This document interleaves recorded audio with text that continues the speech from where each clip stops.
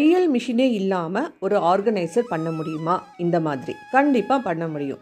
Hello friends, welcome to my channel. நான் லாவண்யா ராம். வேணுங்கிற பொருட்கள் என்னன்னு சொல்லி பார்த்தீங்கன்னா, ஸ்டேப்லர் பின், ஒரு சிசர், வீட்டில் இருக்க உங்களுக்கு எந்த துணியாக இருந்தாலும் எடுத்துக்கலாம். நான் நைட்டி எடுத்திருக்கேன். நைட்டியை மேலே யோக் பகுதியை கட் பண்ணி நான் செப்பரேட் பண்ணிடுறேன். இந்த ஆர்கனைசருக்கு இன்ச் டேப்பில் மெஷர்மெண்ட் நான் காமிச்சிருக்கேன், நோட் பண்ணிக்கோங்க. சைடெல்லாம் கட் பண்ணி எடுத்து நீட்டாக அது ஒரு ஷேப்புக்கு கொண்டு வந்துடுறேன்.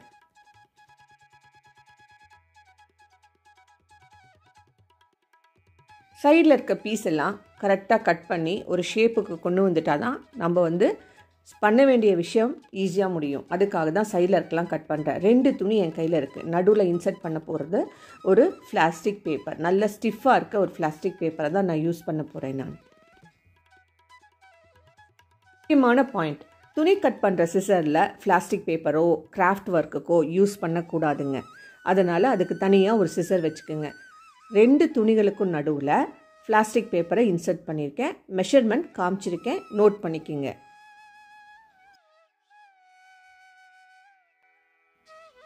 ரெண்டாக மடித்து போட்டுக்குங்க.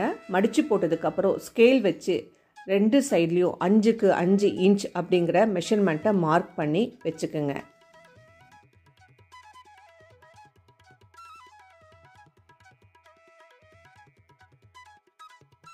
கட் பண்ண 2 பகுதிகளையும் ரிமூவ் பண்ணி எடுத்துருங்க.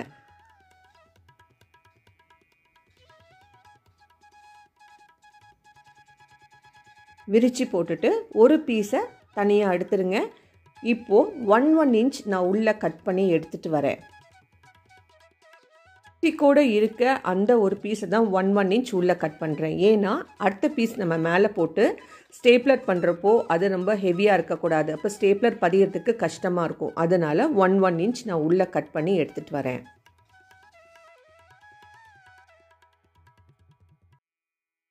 பேப்பரோடு சேர்ந்து துணியும் ஸ்டேப்லர் பண்ணி ஒரு ஃபுல் ரவுண்டுக்கு அப்படியே கொண்டு வந்து நிறுத்திடுங்க.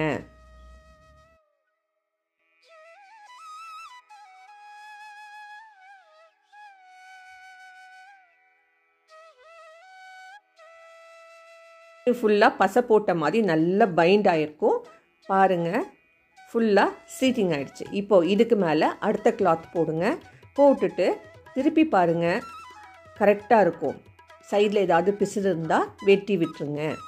இப்போது 1 இன்ச் நம்ம கட் பண்ணி எடுத்துருக்கோம் இல்லையா, அந்த துணி வெளியில் நீட்டிருக்கும். அதை வச்சு மேலே ஸ்டேப்லர் பண்ணி கொண்டு வாங்க.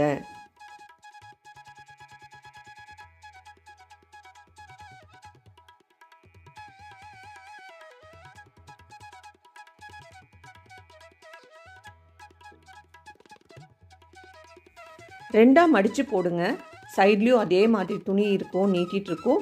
அதை வச்சு மேலே ஸ்டேப்லர் பண்ணுங்க.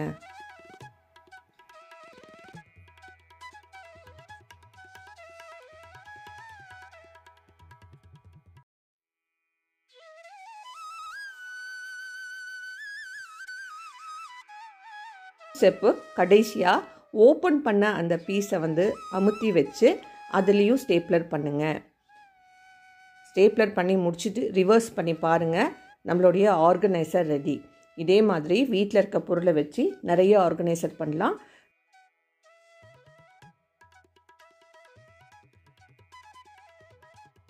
வீடியோ பற்றி உங்கள் கருத்துக்கள் என்னன்னு சொல்லி கண்டிப்பாக பதிவிடுங்க. அடுத்த வீடியோவில் இந்த ஆர்கனைசர் எப்படி பண்ணுறதுன்னு கூட நான் காட்டுறேன்.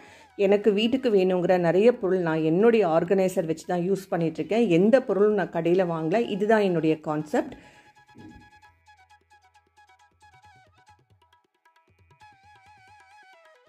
பாருங்கள், பெரிய ஆர்கனைசர் ஒன்று பண்ணியிருக்கேன். அதில் வீட்டில் இருக்க பெட்ஷீட்ஸ் எல்லாத்தையும் நான் உள்ளே வச்சுருக்கேன்.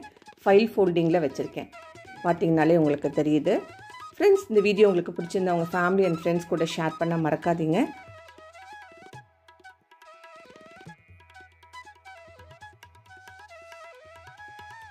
சேனலை நீங்கள் இதுதான் ஃபஸ்ட் டைம் பார்க்குறீங்கன்னா ஒரு லைக், ஒரு ஷேர் கொடுத்துட்டு பிடிச்சிருந்தா சப்ஸ்கிரைப் பண்ணவும் மறக்காதீங்க.